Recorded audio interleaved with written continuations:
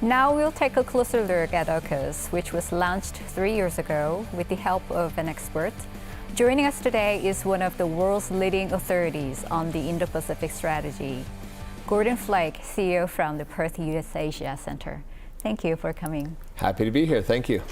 So let me ask you first about Australia's intention to acquire nuclear-powered submarine. I was wondering if this was just a coincidence where Australia's needs and U.S. interests aligned, or was Australia very proactive in acquiring this new submarine?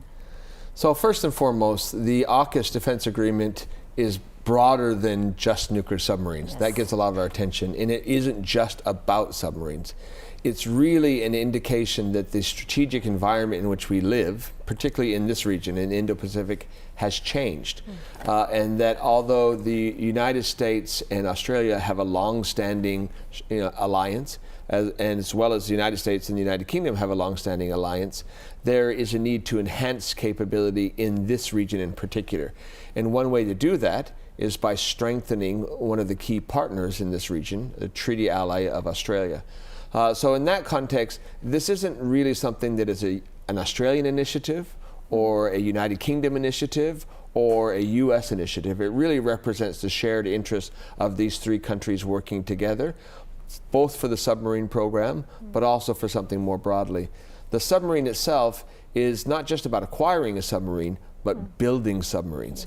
Yes, and it's actually about expanding the shared capacity of all three nations. So eventually, when AUKUS class submarines are produced in Australia, that means you'll have two supply chains, or supply lines rather, in the United States, one in the United Kingdom, one in Australia, and the joint capacity will be stronger together. Now, of course, South Korea will understand this. Australia also wanted greater capacity for its old and aging submarine fleet. So this is a better than hoped for outcome from an Australian strategic perspective. Yes, of course. If this program proceeds smoothly, then Australia will have a new submarine in 2030s.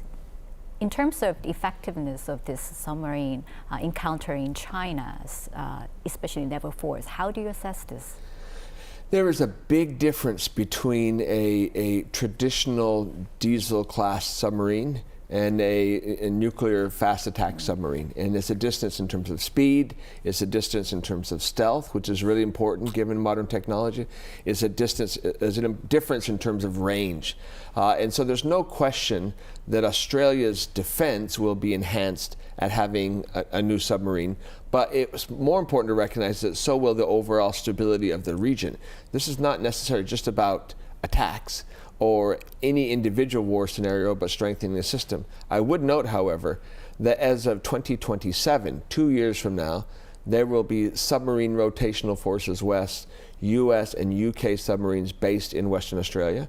By 2032, Australia is anticipated to be able to purchase for itself US Virginia-class submarines. And so long before our current class of Collins-class submarines is outdated, and long before the AUKUS submarines themselves are produced in South Australia initially, or in the UK even before that, there will be that capability gap fixed by that close cooperation as part of the AUKUS agreement.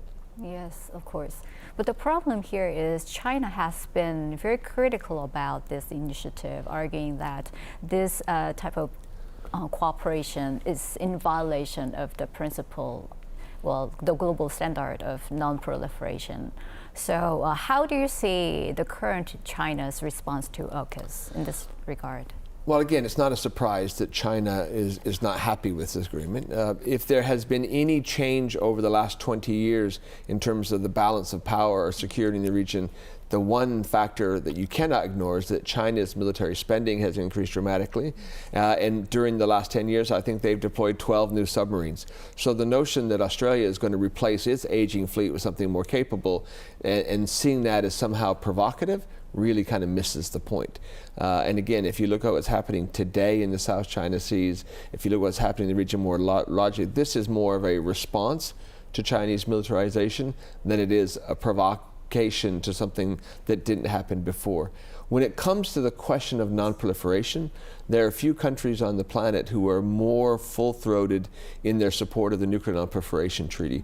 And here's a really important difference that many people don't quite understand. We're talking about a nuclear propulsion system, not nuclear weapons. Yes. And that initially caused some concern in Southeast Asia. At this point, Australia has been so transparent, along with the UK and the US, in the development of their plans for and the legal framework to allow AUKUS to happen, that I think those concerns are largely being allayed in Indonesia, Malaysia, other places, because Australia can continue to support non-proliferation, the International Atomic Energy Agency, the Safeguards Agreement, at the same time have a nuclear propulsion system in the submarines while keeping with their obligations to nuclear non-proliferation globally. Yes, of course, there can be some interactions between AUKUS and China, by the way. And you also mentioned China is investing more money in military capabilities. So many are concerned about probably regional arms race and crisis escalation in this region. And some argue that probably AUKUS can put more pressure on U.S. allies in joining U.S.-led partnership to counter China. How do you share these views? So concerns about arms race are not new. We live in a world right now where the global situation is very unstable. We can no longer talk about post-war Europe. We just saw the BRICS grouping over the weekend. So I don't know that this is the U.S. putting pressure on allies to make a choice. It is that the environment that we live in is changing quite dramatically, and people are making choices of their own accord. Now, clearly, in the case of South Korea or Japan or Australia or the Philippines, they already made their choice a long time ago. They're treaty allies of the United States. The way I would frame it is a little bit different. This is not a question of U.S. versus China. This is a question of that rules-based order, the international system of institutions and standards and laws and norms and organizations that have guaranteed our security and our economic prosperity for the better part of 70 years. It is seeking to strengthen that system as opposed to choose between two different camps. Yes, of course. Well, as you know, South Korea has been very much interested in acquiring nuclear-powered submarine technology, but the U.S. stance has been such that, well, this transfer of technology does not go beyond Australia. But considering the growing capability in the PLA, then do you think there can be some change in U.S. positions or not in the future? So I can understand the particular sensitivity of this issue in South Korea, because South Koreans have been very open for decades now about their desire to have the advanced capability that comes with a nuclear-propelled submarine. Australian officials were the same way 10 years ago. The truth is, previous Australian defense ministers would all like to have had nuclear submarines coming from the United States before, but it wasn't available to them. What changed is the changed strategic environment. Also what changed is the nature of the U.S.-Australia alliance as it's become ever closer, ever more integrated. One of the things that I don't think is perfectly understood in South Korea, or Japan for that matter, is the legal underpinning of the U.S.-Australia relationship. It's called the Five Eyes Agreement. It's been around since World War II. It means that the U.S. and Australia, along with other Five Eyes partners, jointly gather, assess, and action intelligence. So there's a level of trust and intimacy that is deep in that has enabled something like the AUKUS agreement.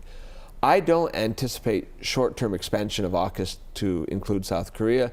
I don't anticipate the short-term expansion of sharing this, what they call the crown jewel of U.S. military technology, beyond Australia for the short run, because even this AUKUS agreement is really hard.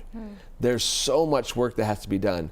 And if it's successful, then I think you might think of things more broadly than that. But I think the appetite for, or even the capability to think beyond AUKUS at this point right now is quite limited, because we've got a lot of work to do in the next decade to make this first attempt more successful. So specifically, what roles, from Australia's point of view, what kind of roles does South Korea can play in the long term? Look, again, going back to what I was saying earlier, if you don't think about this as a U.S. versus China one-on-one, and you think of this as something about how do we strengthen the system, how do we strengthen the world in which we live, and South Korea would say, how do we do that as a middle power? You know, I think that if you look at it with the capabilities of Japan, of South Korea, of ASEAN as a whole, but particular players like Indonesia, the Philippines, increasingly of India, Europe, et cetera, the more we're engaged together in this region, the better it is. And so lately you have seen, you know, UK and German and even Italian, you know, carrier battle groups here in this region, in the Indo-Pacific. That's something I welcome because it adds to the complexity of the region and makes it clear this is not about China versus US. This is about that system that we're trying to support. So I would love to see, and candidly, everybody in this region wants to see more South Korea in the same way that they also want more Australia. Because South Korea and Australia similarly are seen as good actors who have a vested interest in the system and who want to strengthen the system. So you're asking me, the more South Korea, the better. The more proactive South Korea is in the Indo-Pacific, the better. Whether it's the South Pacific itself, Southeast Asia, South China Seas, or Indian Ocean. I don't know anybody that thinks South Korea should stay out. Everybody wants more proactive efforts by a capable, democratic, like-minded country like South Korea. Yes, of course, there are lots of efforts put into the global partnership by the South Korean side. But however, there are also concerns among the public about the practical benefits that South Korea can gain from this US-led partnership in the Indo-Pacific. So you are an expert not only in Indo-Pacific region, but also in South Korea, right? So what kind of practical benefits that South Korea can gain from this cooperation, in your opinion? So again, I go back to big picture.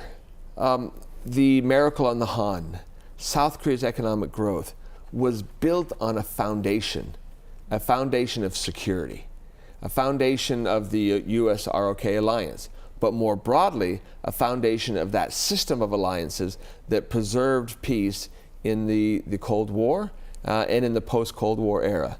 That today is being challenged in a way that it hasn't been before. And so we see the troubles we're having in terms of free trade agreements or advancing the Trans-Pacific Partnership in a whole range of areas.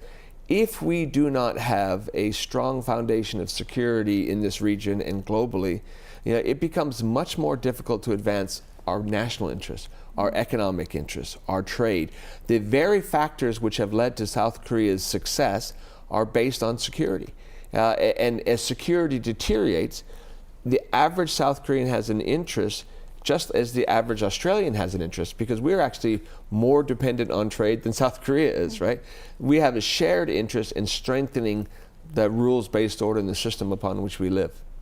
Of course. Thank you for your comments and your insights, especially about the long-term perspective of this cooperation. We'll continue to see whether this cooperation will grow further in the coming years. I hope it will, and I look forward to doing so. Thanks. Thank you. Thank you for your time. Thank you.